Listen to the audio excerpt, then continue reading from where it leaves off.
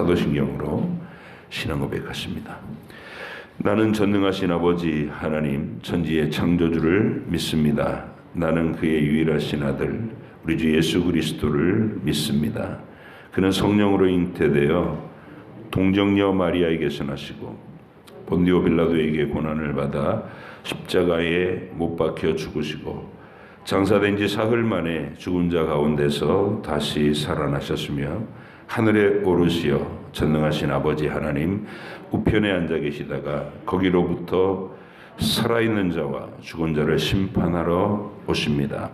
나는 성령을 믿으며 거룩한 공교회와 성도의 교제와 죄를 용서받는 것과 몸의 부활과 영생을 믿습니다.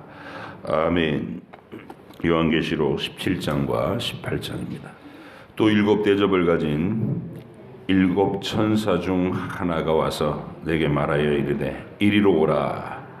많은 물 위에 앉은 큰 음녀가 받을 심판을 내게 보이리라.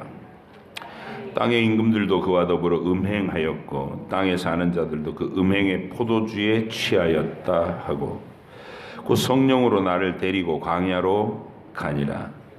내가 보니 여자가 붉은 빛 짐승을 탔는데 그 짐승의 몸에 하나님을 모독하는 이름들이 가득하고 7 머리와 10 뿔이 있으며 그 여자는 자주빛과 붉은 빛 옷을 입고 금과 보석과 진주로 꾸미고 손에 금잔을 가졌는데 가증한 물건과 그의 음행에 더러운 것들이 가득하더라. 그의 이마에 이름이 기록되었으니 비밀이라. 큰 바벨론이라. 땅의 음녀들과 가증한 것들의 엄이라 하였더라. 또 내가 보매 이 여자가 성도들의 피와 예수의 증인들의 피에 취한지라. 내가 그 여자를 보고 놀랍게 여기고 크게 놀랍게 여기니 천사가 이르되 왜 놀랍게 여기느냐. 내가 여자와 그 같은 7 머리와 10 뿔 가진 짐승의 비밀을 내게 이르리라. 네가 본 짐승은 전에 있었다가 지금은 없으나 장차 무저갱으로부터 올라와 멸망으로 들어갈 자니 땅에 사는 자들로서 창세 이후로 그 이름이 생명책에 기록되지 못한 자들이 이전에 있었다가 지금은 없으나 장차 나올 짐승을 보고 놀랍게 여기리라. 지혜 있는 뜻이 여기 있으니 그 7 머리는 여자가 앉은 7 산이요 또 7 왕이라. 5은 망하였고 하나는 있고 다른 하나는 아직 이르지 아니하였으나 이르면 반드시 잠시 동안 머무르리라. 전에 있었다가 지금 없어진 짐승은 8째 왕이니 7 중에 속한 자라. 그가 멸망으로 들어가리라. 네가 보던 10 뿔은 10 왕이니 아직 나라를 얻지 못하였으나 다만 짐승과 더불어 임금처럼 한동안 권세를 받으리라. 그들이 한 뜻을 가지고 자기의 능력과 권세를 짐승에게 주더라. 그들이 어린 양과 더불어 싸우려니와 어린 양은 만주의 주시요 만왕의 왕이시므로 그들을 이기실 터이요. 또 그와 함께 있는 자들 곧 부르심을 받고 택하심을 받은 진실한 자들도 이기리로다. 또 천사가 내게 말하되 네가 본 바 음녀가 앉아있는 물은 백성과 무리와 열국과 방언들이니라. 네가 본 바 이 10 뿔과 짐승은 음녀를 미워하여 망하게 하고 벌거벗게 하고 그의 살을 먹고 불로 아주 사르리라. 이는 하나님이 자기 뜻대로 할 마음을 그들에게 주사 한 뜻을 이루게 하시고 그들의 나라를 그 짐승에게 주게 하시되 하나님의 말씀이 응하기까지 하심이라. 또 네가 본 그 여자는 땅의 왕들을 다스리는 큰 성이라 하더라. 이 일 후에 내가 다른 천사가 하늘에서 내려오는 것을 보니 큰 권세를 가졌는데 그의 영광으로 땅이 환하여지더라. 힘찬 음성으로 외쳐 이르되 무너졌도다 무너졌도다. 큰 성 바벨론이여 귀신의 처소와 각종 더러운 영이 모이는 곳과 각종 더럽고 가증한 새들이 모이는 곳이 되었도다. 그 음행의 진노의 포도주로 말미암아 만국이 무너졌으며 또 땅의 왕들이 그와 더불어 음행하였으며 땅의 상인들도 그 사치의 세력으로 치부하였도다 하더라. 또 내가 들으니 하늘로부터 다른 음성이 나서 이르되 내 백성아 거기서 나와 그의 죄에 참여하지 말고 그가 받을 재앙들을 받지 말라. 그의 죄는 하늘에 사무쳤으며 하나님은 그의 불의한 일을 기억하신지라. 그가 준 그대로 그에게 주고 그의 행위대로 갑절을 갚아주고 그가 섞은 잔에도 갑절이나 섞어 그에게 주라. 그가 얼마나 자기를 영화롭게 하였으며 사치하였든지 그만큼 고통과 애통함으로 갚아주라. 그가 마음에 말하기를 나는 여왕으로 앉은 자요 과부가 아니라 결단코 애통함을 당하지 아니하리라 하니 그러므로 하루 동안의 그 재앙들이 이르리니 곧 사망과 애통함과 흉년이라. 그가 또한 불에 살라지리니 그를 심판하시는 주 하나님은 강하신 자이심이라. 그와 함께 음행하고 사치하던 땅의 왕들이 그가 불타는 연기를 보고 위하여 울고 가슴을 치며 그의 고통을 무서워하여 멀리 서서 이르되 화 있도다 화 있도다. 큰 성 견고한 성 바벨론이여 한 시간에 내 심판이 이르렀다 하리로다. 땅의 상인들이 그를 위하여 울고 애통하는 것은 다시 그들의 상품을 사는 자가 없음이라. 그 상품은 금과 은과 보석과 진주와 세마포와 자주옷감과 비단과 붉은 옷감이요 각종 향목과 각종 상아그릇이요 값진 나무와 구리와 철과 대리석으로 만든 각종 그릇이요 계피와 향료와 향과 향료와 유향과 포도주와 감람유와 고운 밀가루와 밀이요 소와 양과 말과 수레와 종들과 사람의 영혼들이라. 바벨론아 내 영혼이 탐하던 과일이 내게서 떠났으며 맛있는 것들과 빛난 것들이 다 없어졌으니 사람들이 결코 이것들을 다시 보지 못하리로다. 바벨론으로 말미암아 치부한 이 상품의 상인들이 그의 고통을 무서워하여 멀리 서서 울고 애통하여 이르되 화 있도다 화 있도다. 큰 성이여 세마포 옷과 자주옷과 붉은 옷을 입고 금과 보석과 진주로 꾸민 것인데 그러한 부가 한 시간에 망하였도다. 모든 선장과 각처를 다니는 성객들과 선원들과 바다에서 일하는 자들이 멀리 서서 그가 불타는 연기를 보고 외쳐 이르되 이 큰 성과 같은 성이 어디 있느냐 하며 티끌을 자기 머리에 뿌리고 울며 애통하여 외쳐 이르되 화 있도다 화 있도다. 이 큰 성이여 바다에서 배부리는 모든 자들이 너의 보배로운 상품으로 치부하였더니 한 시간에 망하였도다. 하늘과 성도들과 사도들과 선지자들아 그로 말미암아 즐거워하라. 하나님이 너희를 위하여 그에게 심판을 행하였음이라 하더라. 이에 한 힘센 천사가 큰 맷돌 같은 돌을 들어 바다에 던져 이르되 큰 성 바벨론이 이같이 비참하게 던져져 결코 다시 보이지 아니하리로다.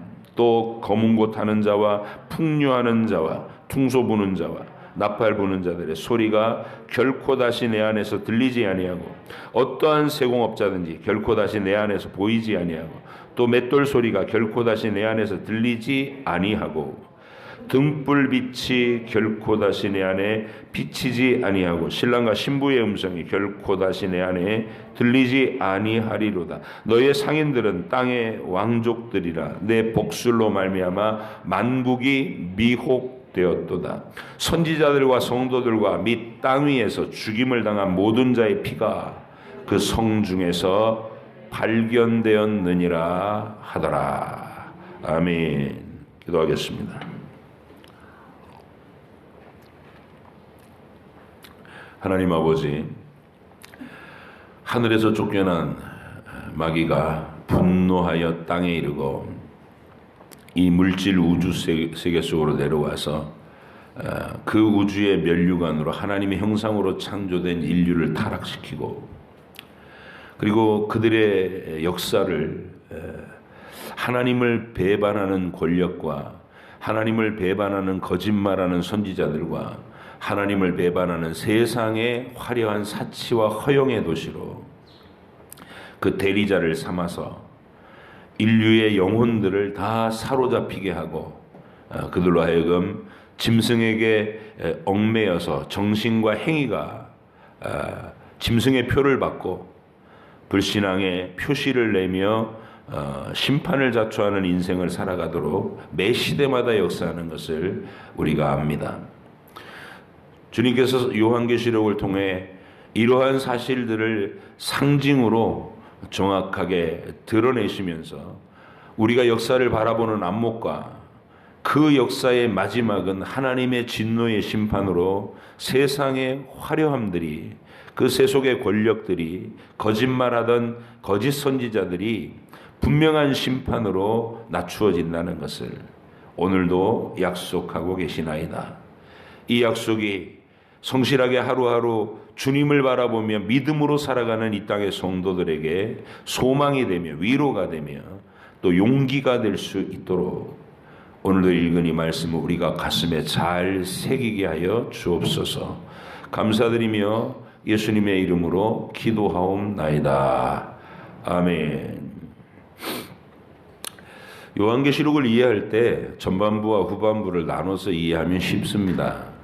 전개가 그렇게 되는 거예요. 주제와 목적을 우리가 뚜렷하게 가져야 됩니다.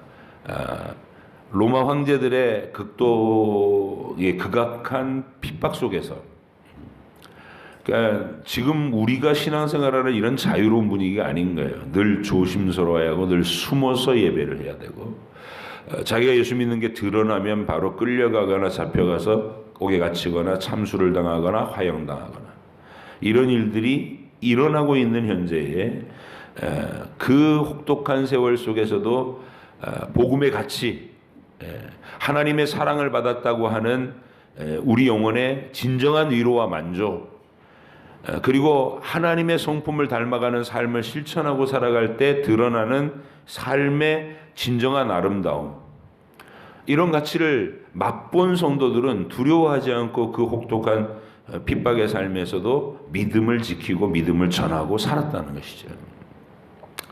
그 성도들을 위로하기 위해서 쓴 편지예요.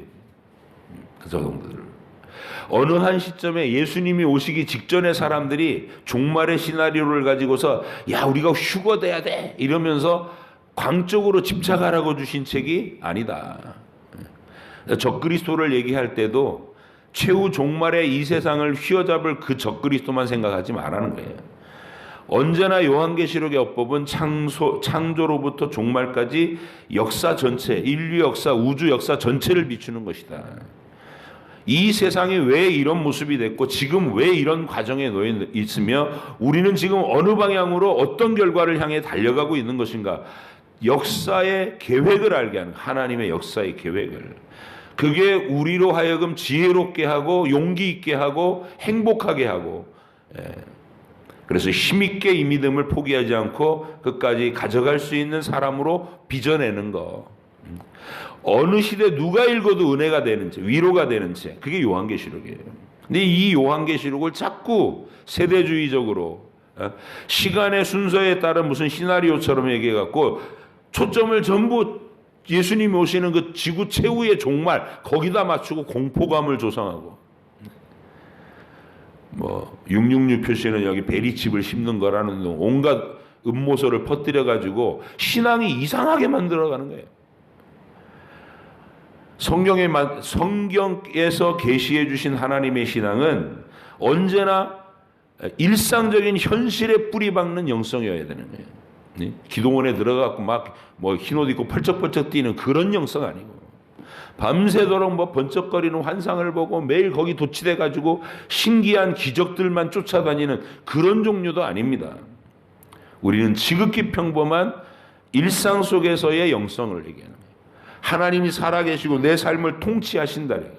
내가 선택하는 매 순간의 일상의 일들이, 공부를 할 때, 사무실에서 사물을 볼 때, 어떤 물건을 내가 구매를 하고 내 삶을 이렇게 영위해 나갈 때 그 매 순간의 선택에 하나님이 기뻐하시게, 하나님이 기뻐하시는 원리로 하나님이 기뻐하시는 범주 아래서 그것을 선택해 나가는 것이 경건이라는 거예요.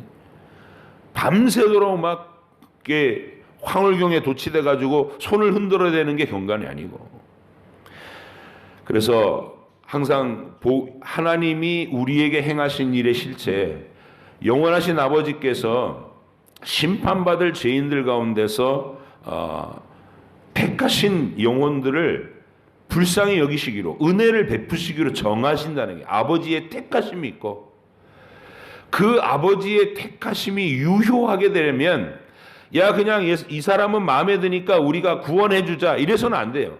그럼 하나님이 범법자가 되는 거예요.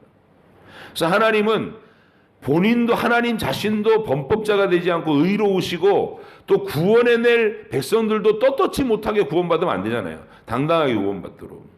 그래서 아담처럼 우리를 대표해서 완전한 의를 이룰 새 아담을 땅에 보내신 거예요. 하나님의 아들을, 영원하신 우리 주님을 동정녀 마리아를 통해서 인간 대표로, 구원받을 인간의 대표로, 그래서 두 번째 아담이라는 거예요. 그 주님이 아담이 실패한 마귀의 시험을 통과하시고, 그리고 타락한 아담의 후손들은 도무지 이룰 수 없는 하나님의 율법의 요구를 완전하게 이루시고, 그리고 우리들이 저지르고 사는 모든 죄의 몫까지도 한 몸의 형벌로 하나님의 진노까지 해결해 주시고, 그런 후에 택하신 모든 영혼을 완벽하게 사면할 수 있는 근거를 마련하셨다. 이게 예수님의 십자가와 부활이에요. 그리고 성령님은 각 시대마다 하나님 아버지께서 택하신 영혼을 정확하게 찾아내셔서 그들의 인생을 심령이 가난하도록 역사하셔요.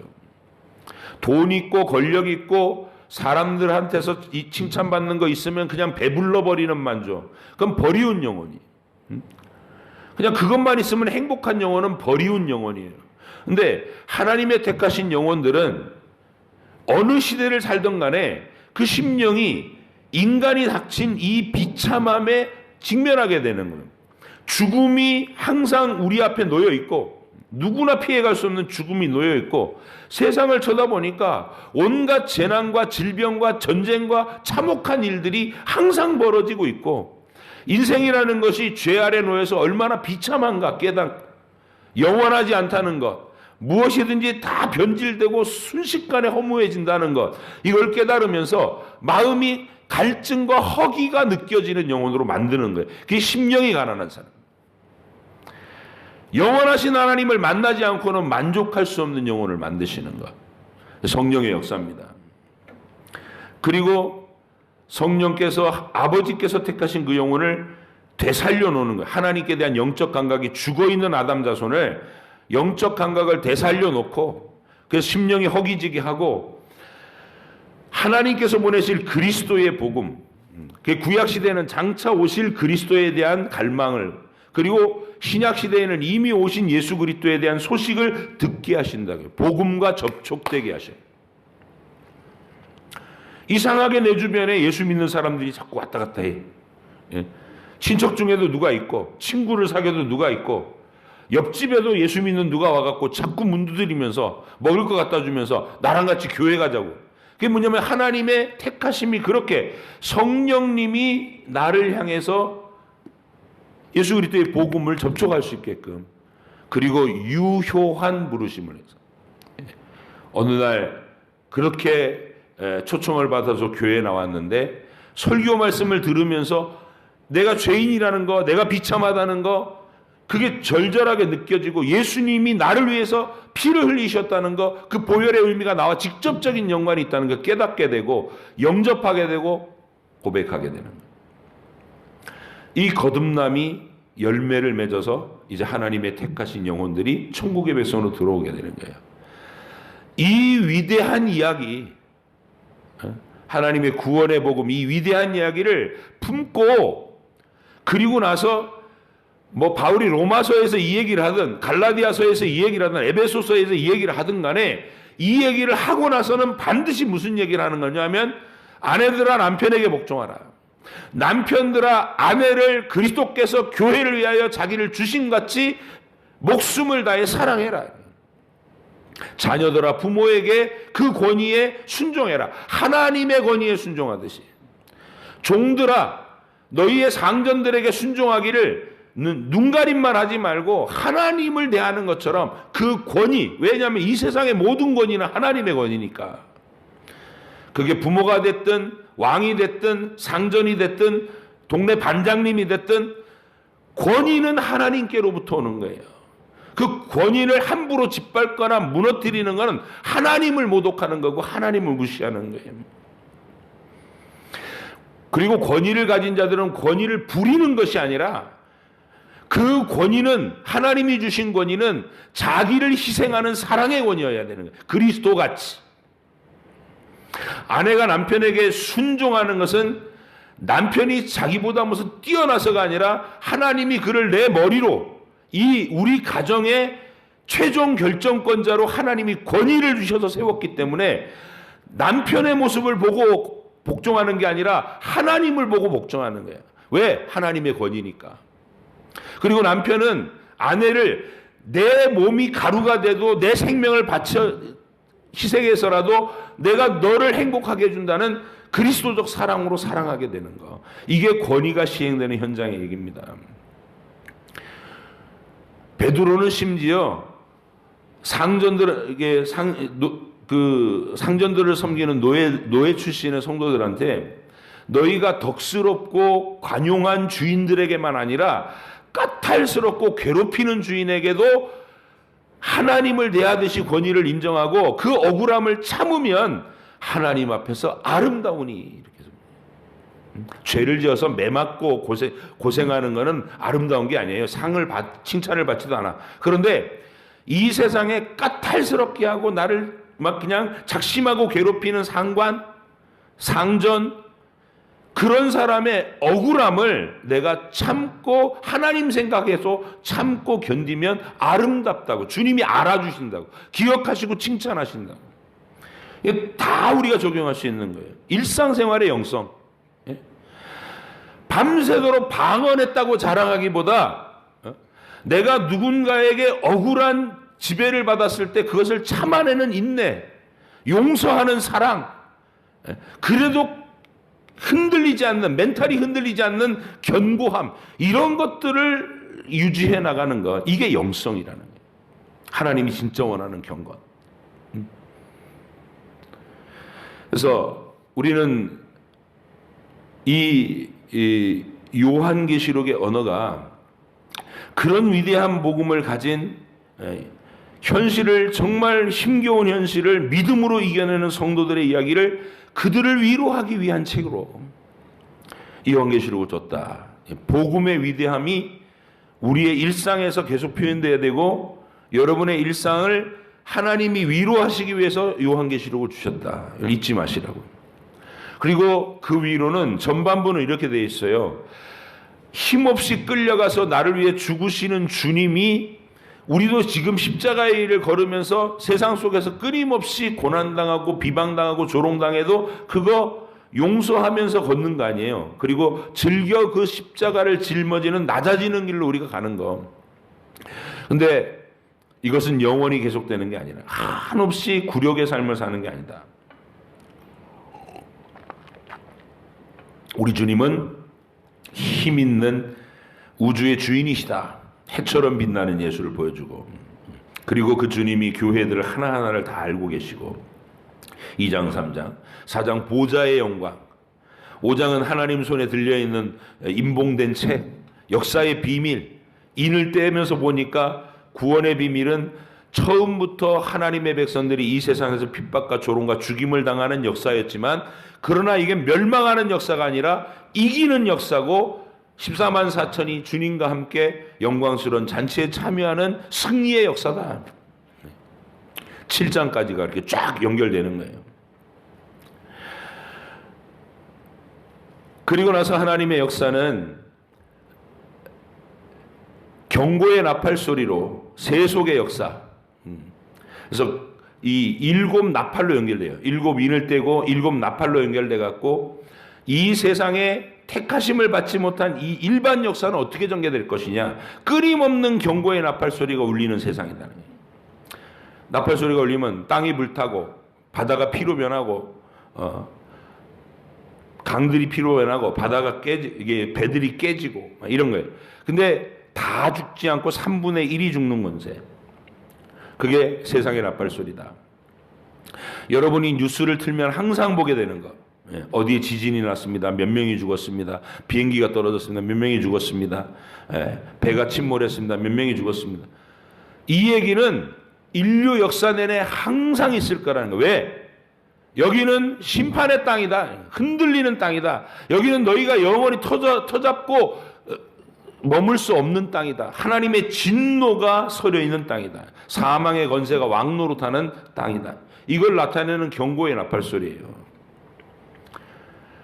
한 사람도 빠져나갈 수 없는, 한 번 죽는 것은 사람에게 정하신 것이고 그 후에는 심판이 있다는 거예요.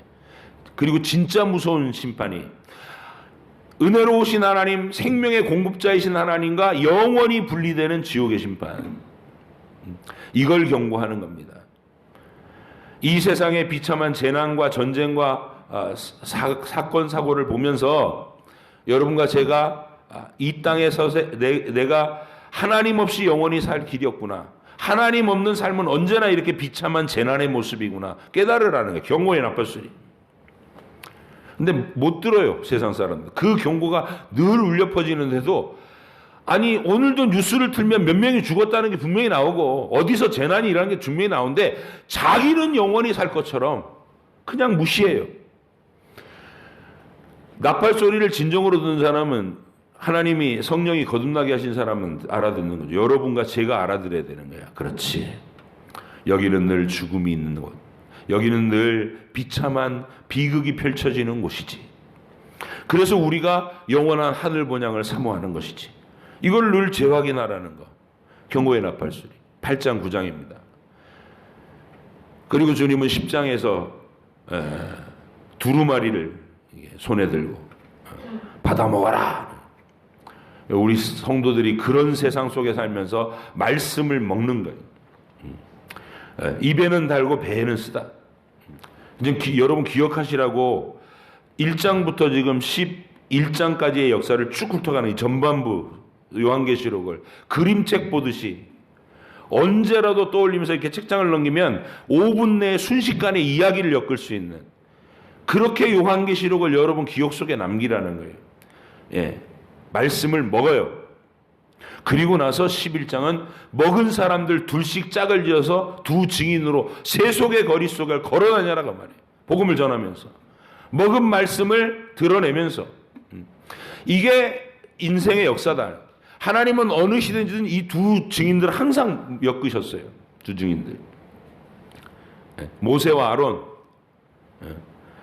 엘리야와 엘리사, 사무엘과 다윗, 항상 두세 사람을 증인으로 보내서, 예수님은 사도들도 둘씩 짝을 지어가지고 동네마다 보내시고, 두 증인의 역사. 저는 차량 운행을 이렇게 쭉 해나가면요, 참 이렇게 성경 구절하고 연상이 돼갖고 좋아 보이는 게, 부부가 나란히 나와서 예배 드리는 것도 그런 의미에서 두 증인이에요. 그리고 새벽 예배 거점을 돌면은 두 분씩 이렇게 서 계셔요. 혼자 서 계시면, 캄캄한 데 서 계시면 이거 춥고 또 무섭기도 하겠다, 이렇게 그런 것 때문에 걱정이 되는데, 두 분이 계시면 제 마음도 든든해요. 둘이 같이 있으니까. 두 증인의 역사. 우리는 그렇게 이 세상 속에 존재하라는 거예요. 말씀을 먹은 자들이 둘씩, 셋씩, 두세 사람이 같은 마음으로 합사해서 세속의 거리 속에 복음을 증거하는 사람으로 사는 것.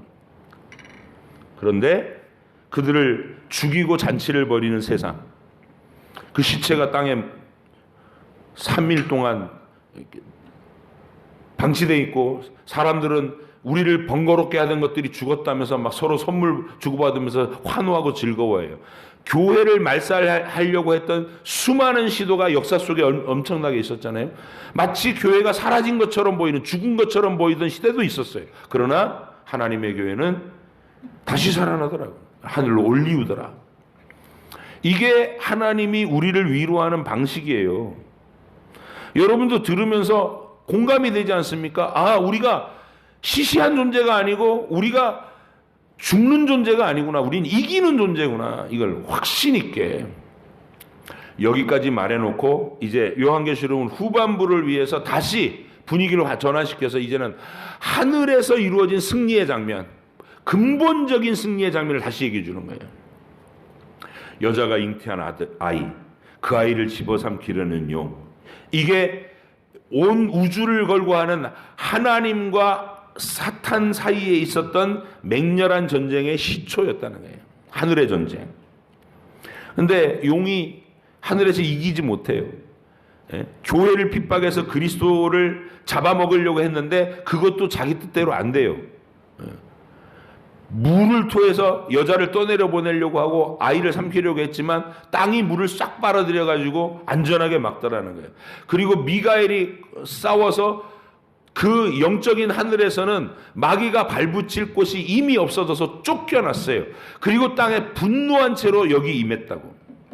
땅에 임했다는 얘기는 영계에서 물질 우주 속으로 들어왔다는 얘기예요. 그리고 그때부터 마귀는 으르렁거리면서 삼킬 영혼을 계속 찾아대는 것이에요. 그 이후에 펼쳐진 13장 14장은 이 세상에서 그 분노한 마귀의 대리자들이 누구냐는 거예요. 분노한 마귀의 화신이 역사 속에서는 어떤 방식으로 드러나냐?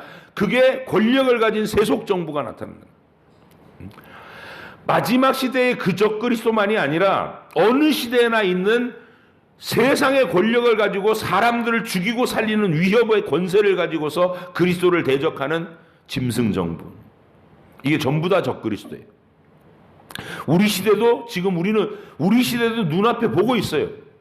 김일성, 김정은, 김정일, 김정은 3대 부자가 지금 대한민국 북쪽에 철저히 하나님의 교회와 성도들을 말살하고 그들을 억압하고 고생시키는 딱 요한계시록의 핍박의 분위기 속 그대로 나타나고 있는 적그리스도로, 우리 현실의 적그리스도로, 어느 시대로 이 요한계시록을 직접 처음 받아서 읽었던, 편지로 읽었던 초대교회 성도들에게 로마의 황제가 바로 그 일을 하고 있어요. 그 분위기를 나타내고 있고, 짐승, 세속 권력의 정부, 항상 있는 적그리스도입니다. 그리고 그에게 아부하는 어린 양처럼 생겨서 용처럼 말하는, 뱀의 말을 하는, 생기기는 어린 양 행세를 하는데 하는 말은 세속의 말을 하는 거예요. 이걸 분별하셔야 돼요, 여러분. 속으면 안 돼요. 세력의 신을 섬기는 것, 숫자를 자랑하고 돈의 액수를 자랑하고 건물을 자랑하고 이런 방식으로 부흥과 성공을 이야기하는 목회자는 이게 마귀, 뱀의 말을 하는 거예요. 뱀의 말. 하나님의 언어를 하는 게 아니라 거짓 선지자다, 그 말이에요. 그런 거짓 선지자들의 가장 큰 특징은 권력의 아부예요. 짝짝꿍이라고, 둘이. 왜? 마귀의 하수인이니까, 둘 다. 그래서 성도들을 미혹해서 세속의 영에 짓눌려가지고 끌려다니게, 진리를 분별하지 못하고 끌려다니게 만드는 거예요.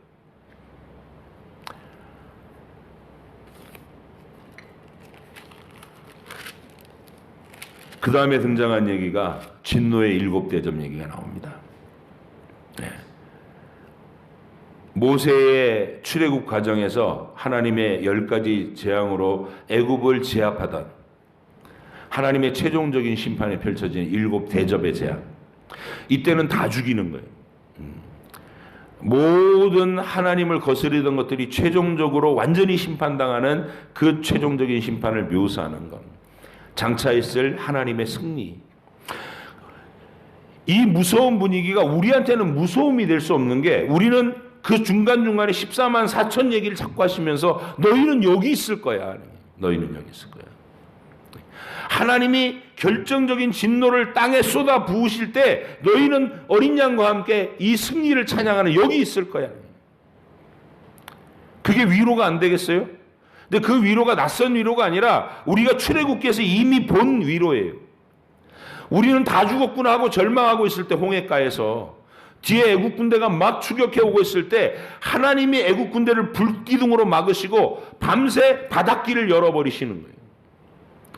그 바다를 건너가서 이쪽 건너편 언덕에 섰어요. 아침이 밝아오는 시점에. 시작할 때도 너희는 가만히 서서 여호와가 너희를 위하여 하시는 구원을 보라 이랬어요. 자기들이 싸울 일은 없어요. 하나님이 하시는 일이에요.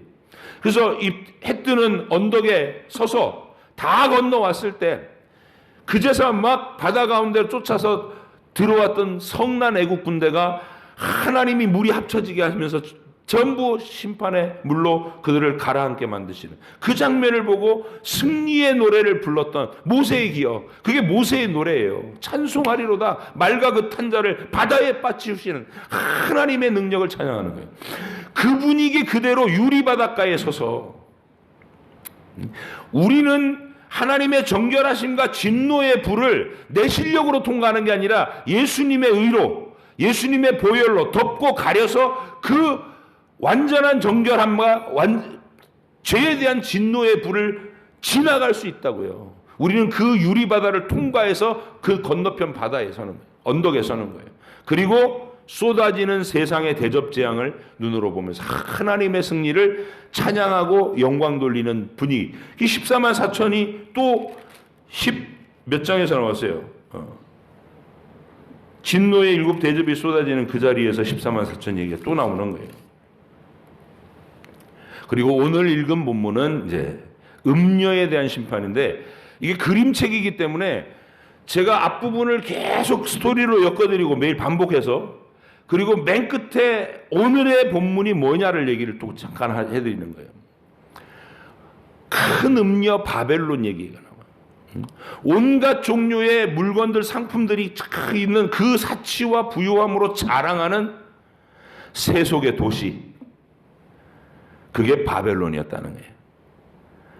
예, 여러분 우리 읽어가시면서 아마 그런 느낌이 저는 이런 느낌이 들었는데 18장 12절 봐요.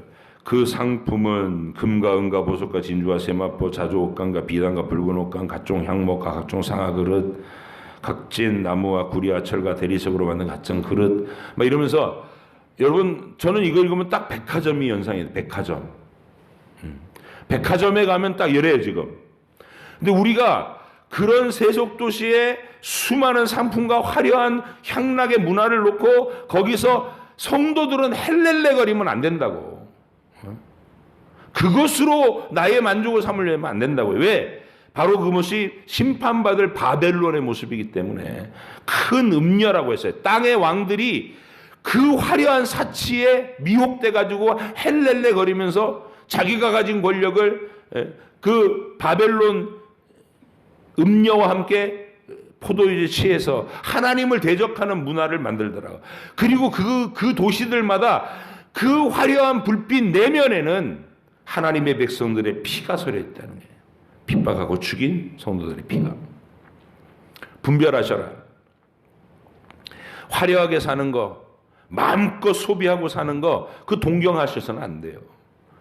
왜냐하면 요한계시록에서 보여주는 이게 불로 멸망당할 소돔의 거리이기 때문에 롯이 아브라함의 장막을 거절하고 소돔의 화려함에 도취돼 가지고 들어갔을 때 그 영혼이 탈탈 털리고 다 불살라지는 가운데 몸만 겨우 빠져나오는 거예요. 몸만. 우리가 이 땅에서 세속 도시의 화려함에 우리도 마음을 뺏기면 우리의 구원이 딱 롯의 구원처럼 겨우 턱걸이로 불난 집에서 옷도 제대로 못 걸치고서 그냥 몸만 겨우 빠져나온 듯한 천국이 있을 수 있다는 거예요. 부끄러운 거죠. 이 땅에서 세상의 화려한 사치와 허영을 다 거절하고 오직 하늘의 보화를 매일 쌓으면서 땅에서 말씀을 먹은 두 증인으로 복음을 전하면서 하나님의 원리로 성실히 살아낸 사람들은 공력이 불이 지나가며 공력을 시험할 때 고스란히 남아서 주님이 이렇게 얘기하시는 너의 수고와 인내를 내가 알고 너의 모든 하나님 나라를 위해 했던 헌신들도 내가 다 기억한다. 영원히 너의 살아낸 인생을 이 천국의 땅에서 기념되게 할 것이다. 그렇게 살자고요. 오늘 큰 성 바벨론이 깊은 바다에 마치 연자맷돌을 바다에 던진 것처럼 푹 빠져서 다시는 나타나지 못하게 한다는 거예요. 그런 종류의 사치와 허영으로 인류를 유혹하지 못하도록 그런 방식의 영화로움이 아니라는 거예요. 천국의 영화는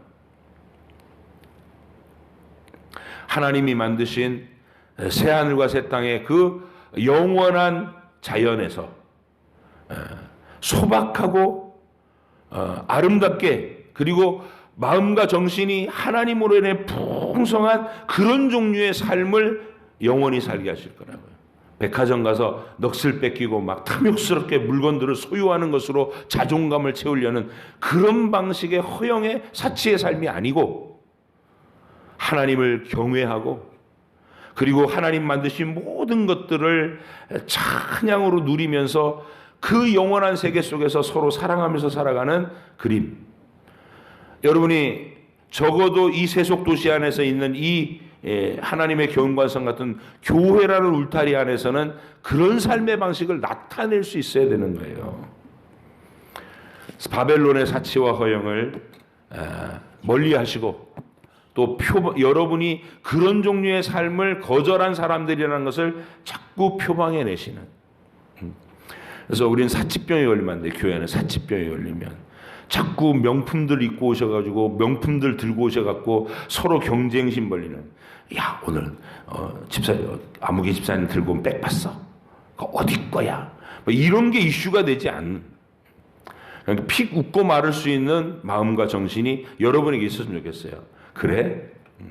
아이고, 저런 걸로 만족을 찾아야 되다니 아직은 어리군. 속으로만 생각하고 멸시하지는 말고 그냥 픽 웃고, 나는 베드로가 권면한 대로 금과 보석으로 나를 꾸미려고 하지 않고 내면에 주님께 순종하는 아름다움으로 나는 이걸로 승부한다. 그런 자존감이 있는 사람들, 아무 명품으로 이게 단장하지 않아도 하나님의 말씀으로 충만해 있어서 결코 자존감이 흔들리지 않는 힘 있는 사람들, 그리고 말을 시켜보면 그 속에 풍성한 인간에 대한 이해와 삶에 대한 뚜렷한 목표와 매일매일 이렇게 생활하는 데 있어서 당당한 자존감이 있는 멋진 하늘 백성으로 오늘도 사시기 바랍니다.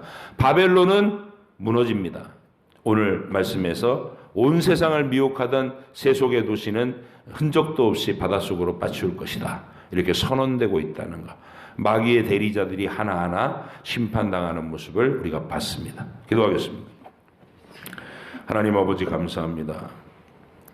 오늘도 하나님의 승리가 어떤 양상으로 펼쳐질 것인가를 우리가 봤고, 그 믿음과 고백으로 우리가 이 땅에서 살아가기를 원합니다.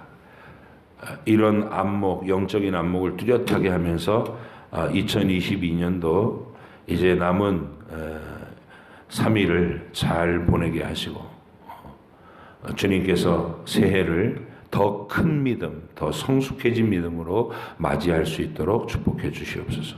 감사드리며 예수님의 이름으로 기도합니다. 아멘. 하늘에 계신 우리 아버지 이름을 거룩하게 하시며 아버지 나라가 오게 하시며 아버지 뜻이 하늘에서와 같이 땅에서도 이루어지게 하소서. 오늘 우리에게 일용할 양식을 주시고 우리가 우리에게 잘못한 사람을 용서하여 준 것 같이 우리 죄를 용서하여 주시고 우리를 시험에 빠지지 않게 하시고 악에서 구하소서.